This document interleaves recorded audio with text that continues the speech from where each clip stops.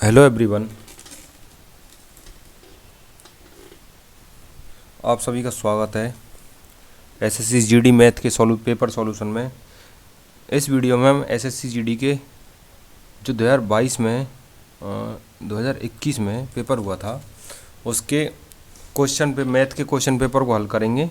सारे question discuss करेंगे, एक एक करके क्वेश्चन पढ़ूंगा मैं, कॉन्सेप्ट बताऊंगा, फिर सॉल्व करूंगा। आपको समझ में आए तो वीडियो को लाइक, शेयर और सब्सक्राइब ज़रूर करना, ठीक है। आपको कोशिश की जाएगी ऐसा समझाने की कि आपको कोई भी डाउट ना रहे, ठीक है। सबसे पहले स्टार्ट करते हैं पहले क्वेश्चन से। पहला क्वेश्चन क्या बोलता है, किसी वस्तु के मूल्य में ₹164 की वृद्धि की जाती है तो 12% की हानि के बजाय 8.5% का लाभ हो जाता है। यानी मान के चलो वस्तु है 100 रुपये की, ठीक है। 100 रुपये की कोई वस्तु है और उसको पहले बेचा जा रहा है 12% की हानि पर। यानी 100 रुपये की वस्तु पर 12% हानि होगी, यानी 100 में से 12 कम। 100 में से 12 कम कितने होते हैं? आप बोलोगे 100 में से 12 कम 100 - 12 होते हैं। 100 - 12 का मतलब क्या होता है? 88 होता है या नहीं होता है, ठीक है। तो मैं लिख देता हूँ यहाँ 88। पहले 88 रुपये की बेची जा रही थी और इसके मूल्य में 164 की वृद्धि की जाती है तो हानि की वजह कितना लाभ होगा? 8.5% लाभ होगा।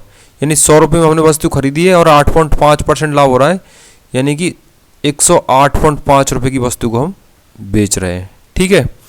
अब बोल रहा है यहाँ से और यहाँ तक, यानी 88% 12% नुकसान से और 8.5% लाभ तक 164 रुपये बढ़ाए गए, ठीक है। ये तो रुपये बढ़ाए गए और रुपये की अमाउंट कितनी है परसेंटेज में? अमाउंट है 88 और 20.5, कितना है इनका डिफरेंस? कितना है? 20.5 है ना, यानी 20.5 रुपये है। 20.5 रुपये किसके बराबर है? 164 रुपये के बराबर है, ठीक है। हेलो, हाँ, इंडो अंदर बजे विनायक में, तो मैं 20 मिनट में आ जाऊँ, ठीक है, ठीक है। सॉरी फॉर डिले दोस्तों। तो 20.5 का मान 164 के बराबर है, ठीक है। तो एक का मान किसके बराबर होगा? आपको एक ही नियम पता होना चाहिए, यानी कि 20.5 का 164 के बराबर, तो एक का मान होगा 164/20.5 के बराबर होगा, ठीक है।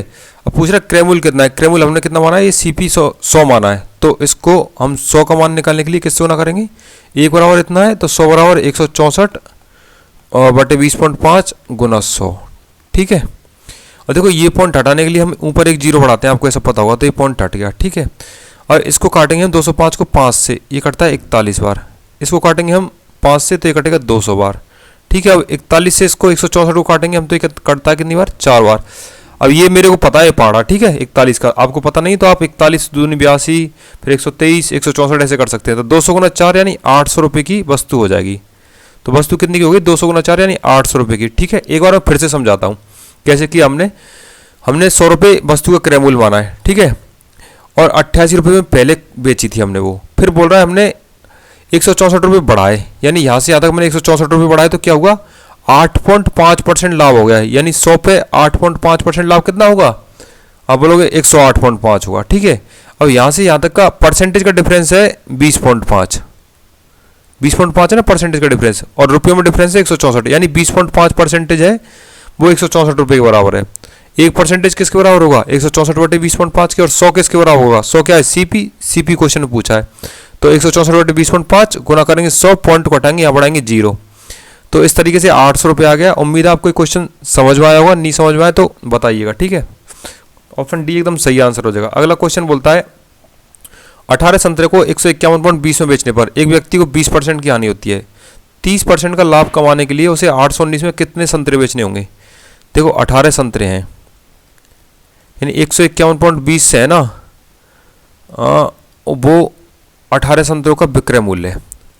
और ये कितना है? ये 20% हानि वाला है, यानी ये 80% ही है, ठीक है। तो हमको पता करना है 100% का, तो 100% को हम ऊपर लिखेंगे, ठीक है। जो पता करना है ऊपर और जिसके बारे में दिया हुआ है वो नीचे लिखते हैं, ठीक है। 0 से 0 काटोगे, इससे क्या आएगा? इससे क्रयमूल्य आएगा, CP आएगा, ठीक है। एक संतरे का CP आएगा, ठीक है। इसको काटोगे फिर आप 10 को 2 से 5 बार, 8 को 2 से काटोगे 4 बार, ठीक है। अब इस 4 से इस 151.20 को काटोगे तो ये आएगा 37.80 बार। ठीक है, अब 37.80 गुना 5/18 करोगे आप। 37.80 गुना 5 डिवाइड करोगे 18 से, ये होगा 189 डिवाइड बाई 18। ठीक है, ये हो जाएगा 18 धम में 180 और 9 बच गया, तो 10.5 रुपये का एक संतरा है ना, वो CP है संतरे का। ठीक है, और 30% लाभ अर्जित करना है। एक संतरा 10.5 का है और 10.5 पे 30% लाभ अर्जित करना है, यानी 130/100 करना होगा एक संतरे का विक्रय मूल्य। एक संतरे का विक्रय मूल्य को मैं SP लिखूंगा। ठीक है, SP बोले तो सेलिंग प्राइस। एक संतरे का विक्रय मूल्य कितना होगा, 10.5 गुना 130/100 होगा। कितना होगा, 10.5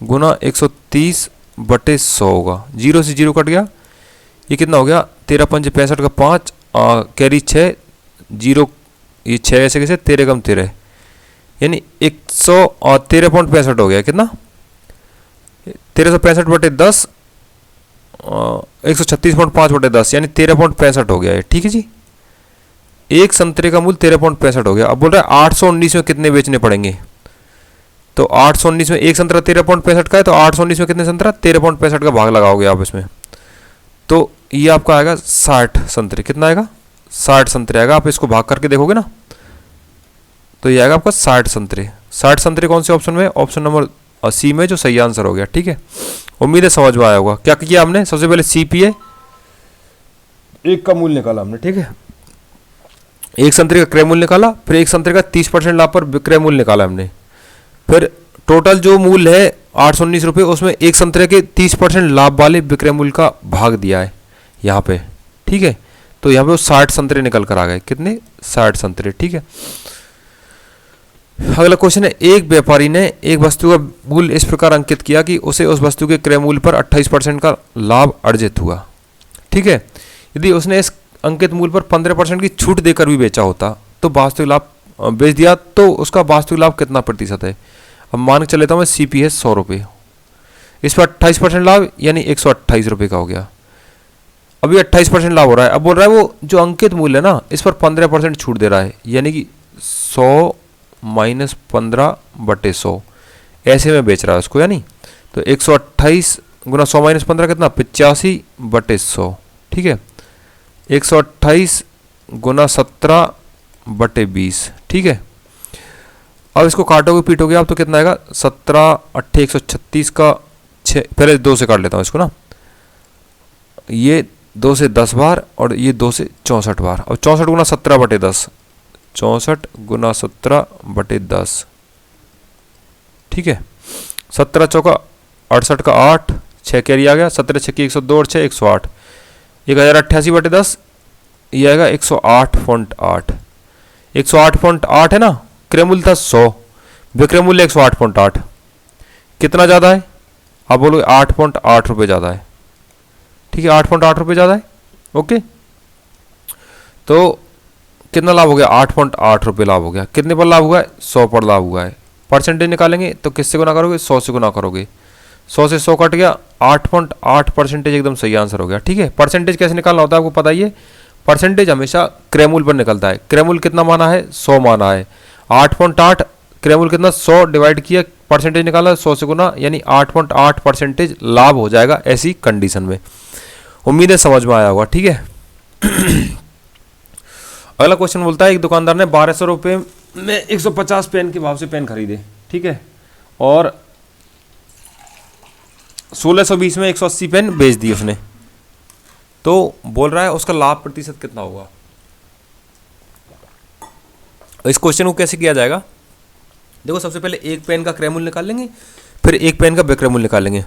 क्रय मूल्य देखो 150 पेन है ना, वो खरीद रहा है 1200 रुपये में, तो एक पेन कितने में खरीदेगा, आप बोलोगे 1200 में 150 का भाग लगा देंगे, तो एक पेन का क्या आ जाएगा, एक पेन का CP आ जाएगा। ठीक है, CP यानी क्रय मूल्य।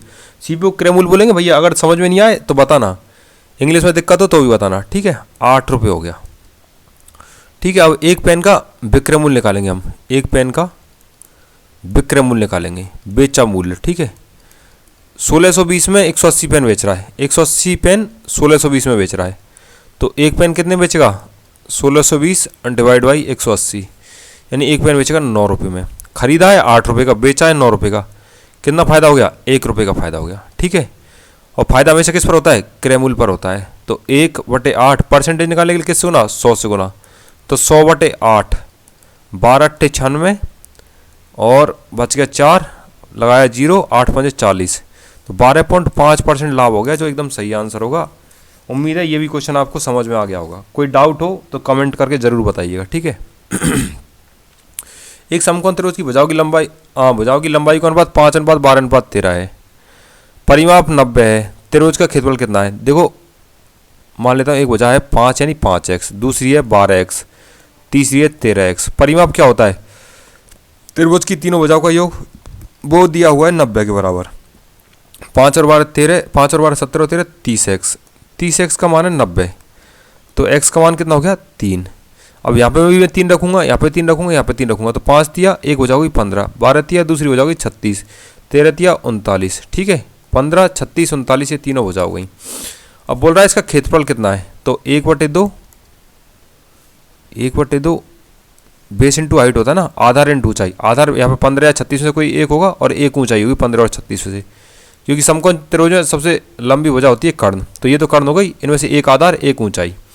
और 1/2 15 गुना 36 करोगे तो आप 2 से 18 बार, 18 गुना 15 करोगे आप तो कितना आएगा? 18 पंजे 90, हासिल गिनो, 18 का 18 9 27, यानी 270, जो कि ऑप्शन नंबर 2 में है। उम्मीद है आपको समझ में आ गया होगा, ठीक है। क्वेश्चन नंबर 7 है, ए की आय बी की आय से 70% अधिक है, सी की आय ए और बी की आय की संयुक्त आय के 80% के बराबर है, ए की आय सी की आय से कितने प्रतिशत कम है, ऐसे पूछा गया है। उम्मीद समझ में आ रहा है ना, ठीक है। अब देखो ए की आय है और बी की आय है, बी की आय नहीं दी हुई है और ए की दी हुई है, तो जिसकी नहीं दी हुई है उसको हम मान लेंगे कितनी? 100 मान लिया। और ए की आय बी की आय से 70% अधिक है, यानी 100 से 70% अधिक कितना होगा? 100 + 70, 100 + 70 बोले तो 170, तो ए की आय हो गई 170, ठीक है। अब बोल रहा है सी की आय ए और बी की संयुक्त आय, ए और बी की संयुक्त आय कितनी है? 170 + 100 का 80% है, यानी का 80/100, ठीक है। 0 से 0, 2 चौका 8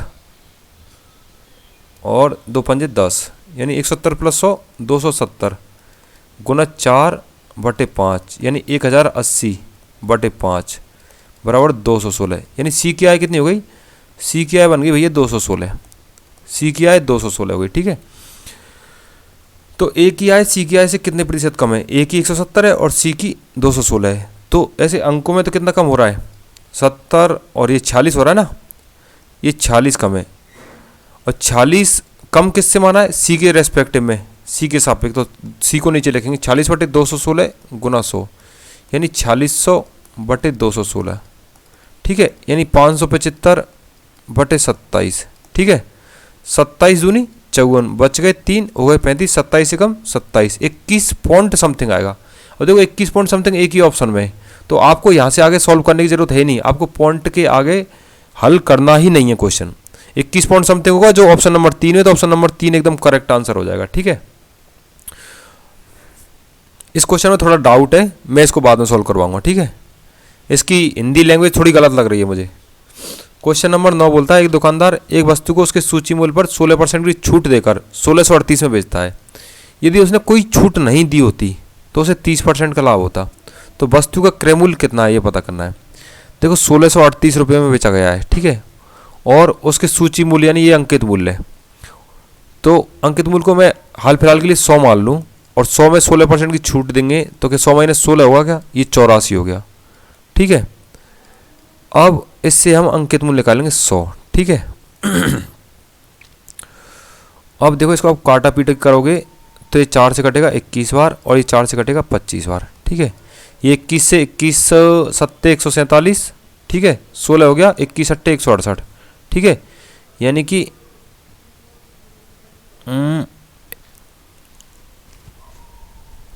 21 78 हो गया, ठीक है। 21 7 78, 78 गुना 25 और आएगा इसका अंकित मूल्य 78 गुना 25, 78 पंजे 390, पंजे 1950। ठीक है, अब बोल रहा है वो कोई छूट नहीं दी होती तो 30% का लाभ होता है, यानी ये मूल्य ना ये क्रय मूल्य से 30% ज़्यादा है, यानी क्रय मूल्य 100 होगा तो 130 होगा, तो क्रय मूल्य निकालने के लिए 100 से गुना करना होगा। इसको 0 से 0 काट दो, 13 एकम 13 बच गया 6, 13 पंजे 65, 150 गुना 10, ये हो गया सीपी। 150 गुना 10 कितना होता है? 1500 होता है। 1500 रुपये इसका क्रय मूल्य होगा। देखो कैसे कैसे किया, एक बार वापस देखते हैं। ठीक है, 1638 रुपये में कोई बेची वस्तु, 16% की छूट दी है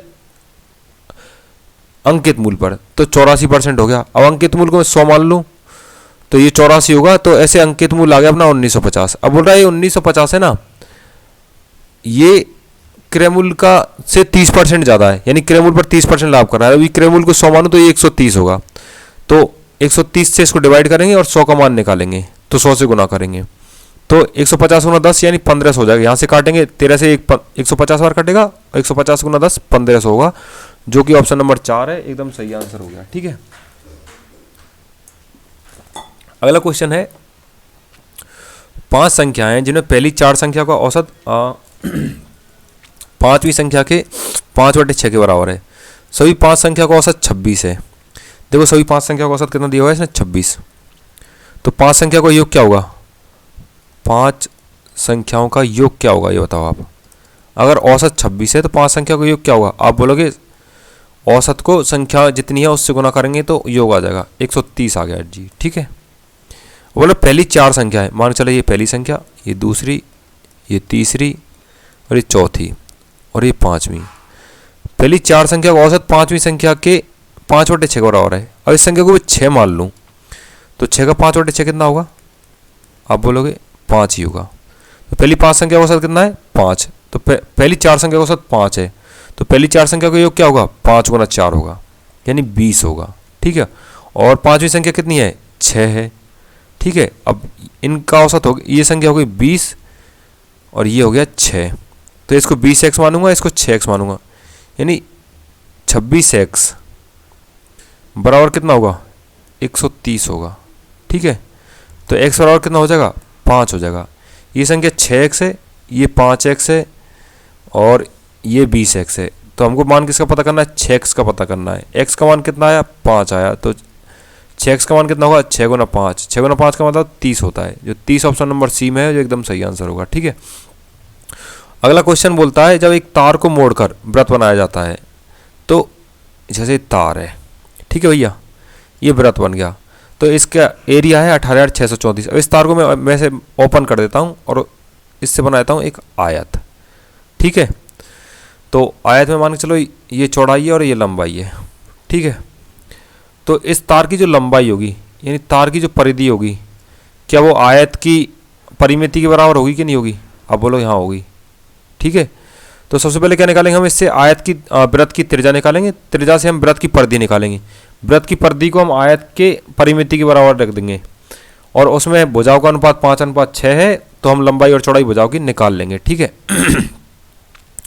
सबसे पहले हम निकालेंगे वृत्त का क्षेत्रफल दिया है तो वृत्त की त्रिज्या निकालेंगे। वृत्त के क्षेत्रफल का एरिया क्या फॉर्मूला क्या होता है? पाई आर स्क्वायर, जो दिया हुआ है 18,634 के बराबर। पाई का मान है 22/7 गुना आर स्क्वायर बराबर 18,634।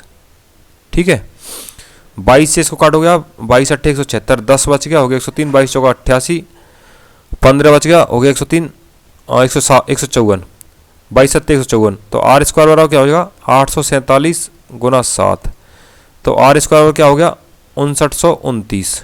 ठीक है, तो आर बराबर क्या हो गया? 77, यानी त्रिज्या आ गई 77। और त्रिज्या 77 आ गई तो वृत्त की परिधि का फॉर्मूला होता है 2πr, यानी 2 गुना 22/7 गुना आर का मान कितना है? 77 है।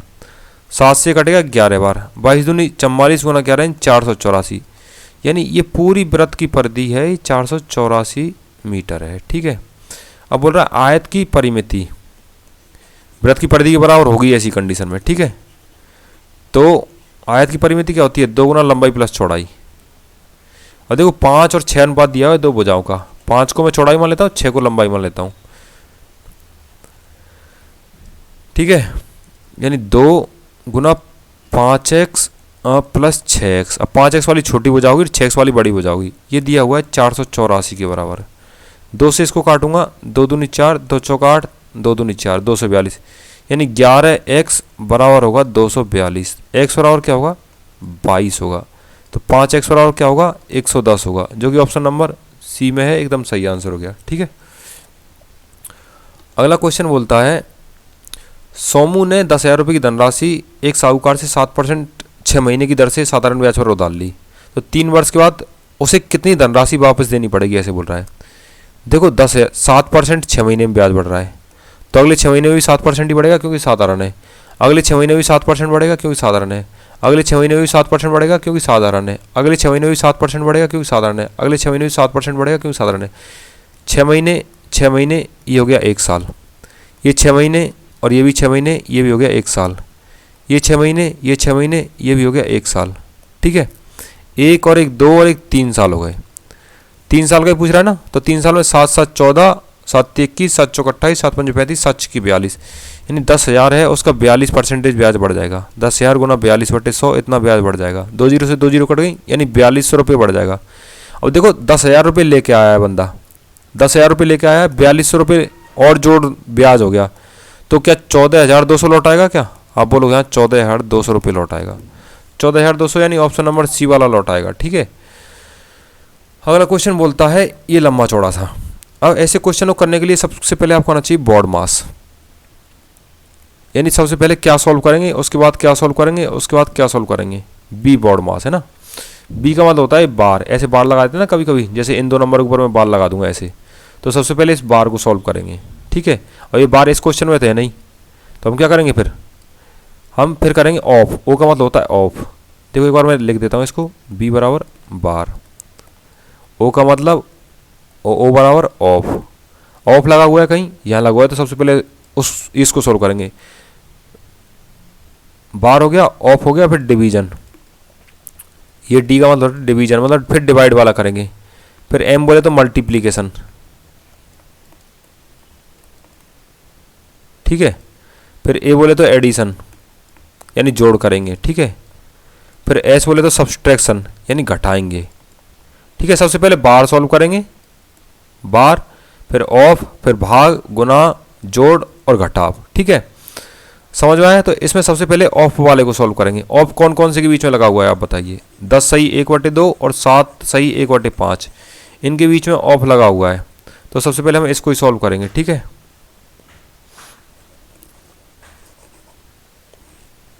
ओके। अब देखो 10 सही 1/2 को लिखेंगे हम 21/2 और 7 सही 1/5 को लिखेंगे हम 36/5। ठीक है, इस 2 से काटेंगे इसके 36 को 18 बार। ठीक है, तो 21 गुना 18/5 हो गया ये। और 7/16 डिवाइड करोगे आप 21 गुना 18/5 से, तो ये 5 ऊपर चला जाएगा, 21 गुना 18 नीचे आ जाएगा। ठीक है, ये 7 दिया 21 हो गया। ठीक है, अब ये क्या हो गया 5/16 दिया 48 गुना 18, 48 गुना 18 हो गया। अब फिर करेंगे हम इसको मल्टीप्लाई, 3 पंजे 15 और 3 18/5, ये हो गया 8 गुना 18/5। ठीक है, इस 18 से ये 18 कैंसिल, इस 5 से ये 5 कैंसिल, तो ये हो गया 1/48। ठीक है, अब अपने इस वाले ब्रैकेट का यहाँ तक इसका पूरा मान कितना आ गया 1/48 आ गया। कितना आ गया 1/48 आ गया। ठीक है, तो इस पूरे वाले ब्रैकेट की जगह मैं 1/48 लिख सकता हूँ क्या? आप बोलोगे हाँ लिख सकते हो। तो पूरे वाले ब्रैकेट की जगह मैं लिख देता हूँ 1/48। ठीक है,